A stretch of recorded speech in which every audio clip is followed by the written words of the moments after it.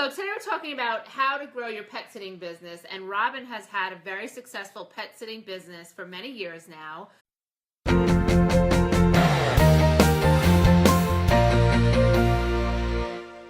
Today we're here with Robyn Elman, the president and founder of In-Home Pet Services. So tell me, what led you to become a pet sitter? So I think a lot of it was actually necessity. So I used to be a zookeeper.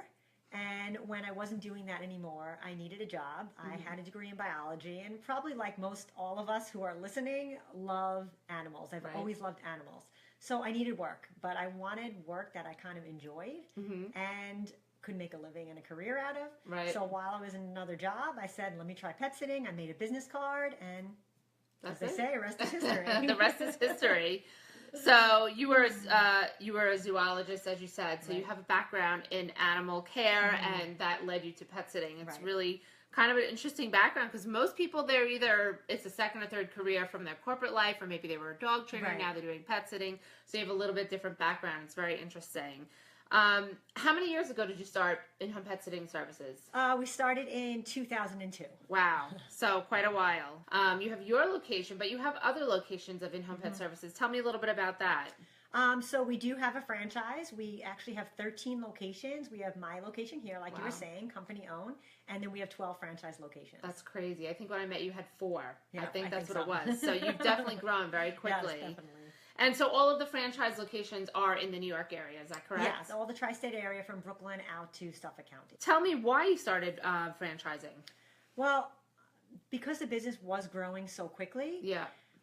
I wasn't able to keep up with all the client requests. So we would have people from all over, further and further away from our towns that we covered, asking for service. And we'd even have clients move away, say, oh, can you still come service my area? Wow. And I knew that even with the amount of staff I had, and no matter how big staff I had, there was no way I can keep, servicing all of these clients in a responsible manner. And so that led me to have this vision that I would think it would be so cool if all these people were able to use In-Home Pet Services. Right. And that led me to the idea of having a franchise. And I think I also love the idea of being able to help someone who wanted to be in this business, because I did so much work and research to get where I was, and to be able to help them to start their own business. And now all of your franchises, not only did they start their own business, but now they also have employees working under them. So it's really trickled down. And I don't know too many people who franchised their pet business. So how did you grow your own location? I know you were growing and people were moving and you had needed more, but in your own location here in Queens, you have quite a success. Yeah, so I mean, it really comes down to, of course, like any business, working really hard and staying really, really organized.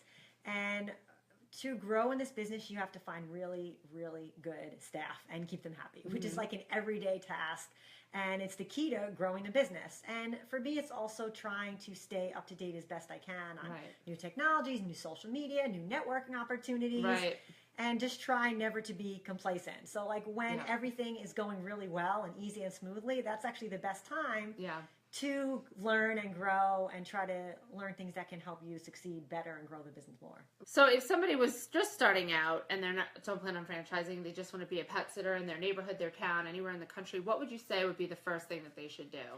I would say do a lot of research. So pet sitting and dog walking now is widely recognized. You know, it really wasn't always like that. When I started, it was kind of up and coming, but there still wasn't a lot. Now there are tons and tons of books written about the industry. Conferences. So many conferences, pet sitting conferences, webinars, all different things you can do to learn to see if pet sitting might be right for you. Right. And then I think once you decide if pet sitting is good for you, then you can decide, do you want to go a franchise or do you want to do it on your own? Just do the research and see, so many tools available to you. Yeah, it's very true. I think that being a professional pet sitter is, a lot of people that are not in the pet industry don't realize that, it's a full-time job. It's a full-time business.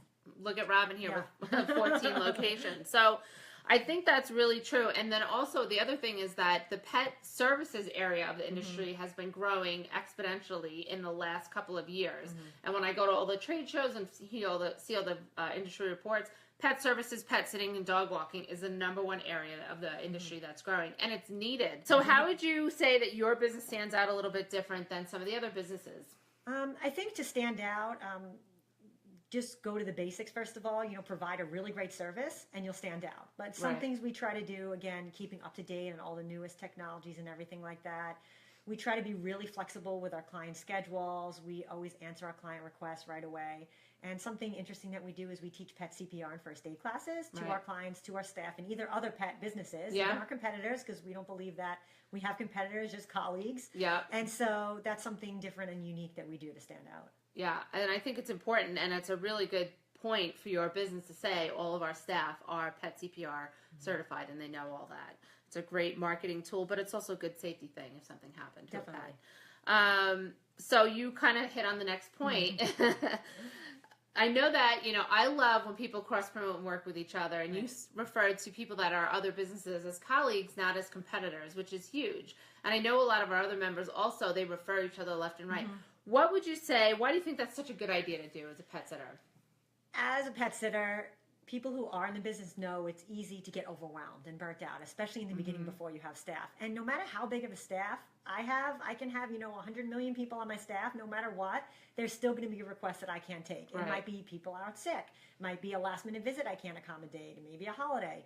And so when you have somebody responsible, reliable that to refer either your client or a new person asking you, they'll remember that. Oh, yep. They'll say, that person gave me really great information, and you're almost guaranteed that the person you referred them to will give you a reference back. Exactly. And unless you're part of a franchise or a networking group, which everyone has the ability to be, and it can be a lonely business. And so by having people that are colleagues and be able to talk to people who do the same thing you do and have the same challenges and the same, ups and downs can be kind of motivating and make you feel good and not so lonely. So what would you say is a challenging part of being a pet sitter? I know that's a loaded question. No, it's actually, for me, it's an easy question because I think that most challenging part of this business is finding and keeping great staff because it's so important. We're going into clients' homes, we're caring for their pets, which is like their children, So having staff can be scary, but when you have great staff, you also want to keep them and keep them happy, and that's something you have to work on every single day.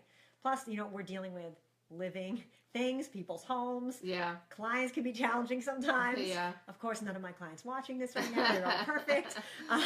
But any given day, like a million things can potentially go wrong. But it's true though.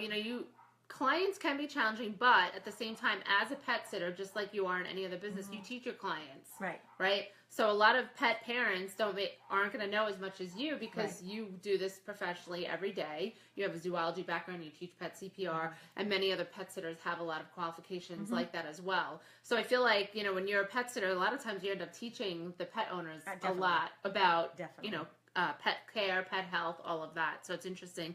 And another thing is that all pet sitters should be bonded and insured. Definitely. Yeah. So can you talk on that just a little bit? Because somebody new might not even know what that means. Yeah. So basically, bonding is really to protect the clients more than you, as far as if someone on your staff has taken something or stolen something from someone's home, which we hope that would never happen. Right. Of course, it's always good to do background checks. The responsible thing to do. Check references on people that you're hiring. Absolutely. Insurance is vital for you and the client. Yeah. Because it protects the client if something were to happen in their house, even a flood, if water was left on, if the keys were lost, if the dog bit somebody. Yeah. It protects you and it protects the client from something happening. It's really important, and I think now that our community in the pet sitting world is so much more professional, it's very rare to find somebody that's not bonded and insured. Yes. I think it's really rare to see that. So as a pet parent, if you're watching, make sure you ask all those questions. What is the most rewarding part? Of course, we all know this answer. It's like it is, and it's so cliche, but it's making people and pets happy. So it really just is true. If you love animals, you can see directly that you're making them happy. But you're also changing people's lives because the feeling that you give somebody of being able to go on vacation or just go to work and know that their dog's not in a crate or their cat's going to get food or they get exercise. There's nothing like it. It's like your boss is each dog or cat or bird, and you can see that you get positive feedback from them every single day you go to work. Everything's great. So it sounds, cliche and corny, but it really is true. What would you tell somebody that's thinking about becoming a pet sitter? Maybe they're thinking about the pet industry. maybe they don't want to open a retail store or do grooming, but they kind of like dog walking and all of that. What would you tell somebody? So there's a couple different things right now, because there's a lot of other companies. You can get a job as a dog walker or a pet sitter. You can first of all see if you even like it. Yeah. So that would be the number one thing I can say. And then you can also, do research, like read some books, look at some articles about what it entails and what it would involve to start your own business. Are you financially stable to start your own business? Is it something you want to do long term? Would you really like it? Yeah. And then decide if you want to do a franchise or if you want to go and start your own business and create something on your own. I love that. It's kind of like getting an internship. Get a job, doing the job, understand, learn a little bit from the business.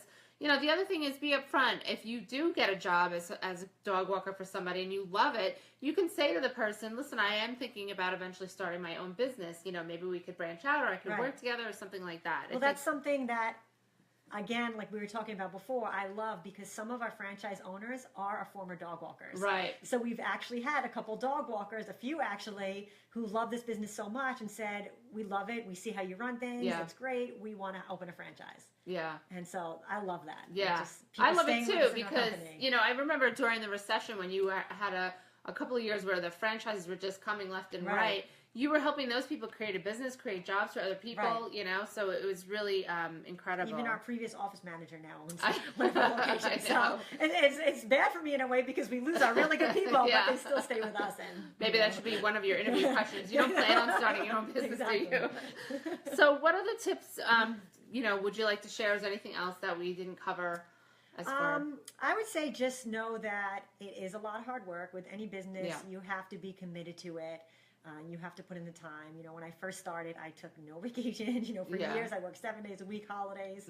Part of what I do now to help people is so they don't have to not work as hard, but kind of have more organization and structure in the beginning, like take away some of the legwork. But no matter what, you're working when other people are away. So don't expect to do things on President's Week or on holidays or the summertime. It's a good point. When you think you normally take vacations, that's when other people are on vacation. Right. And in a service business, you have to cater to whatever your clients need. So it's very around true. a year business. You were just saying that earlier, that your business time is busiest days are Friday, Saturday, and Sunday. Yep. Office work and everything else that you do to run your own business. So you have to think about that. I know oftentimes pet sitters can't always make that family function. Yeah. Right? Sometimes it's a good excuse. But it's true. I've definitely used that to leave places early or but it's true. You have to get somewhere. I mean, how many times have we had a networking event or had something and some of our pet sitters are like, I gotta go, I have a client. I'm like, all right, no problem. So, that's other things that you really have to think of if it's something that you're planning on doing. It's a commitment for sure. Yeah, absolutely. But then if you get busy enough, you hire people to do that. That's the goal. That's the goal. Awesome. Well, thanks so much. So, Robyn, where can we find you on social media? So we have Instagram and Facebook. You can find us just by the handle In-Home Pet Services. We also have a Twitter account, which is In-Home Pet SVCS Services. And our website, which is www.inhomepetservices.com. Awesome. And thank you so much, Robyn. Thanks. All right. Bye, everybody.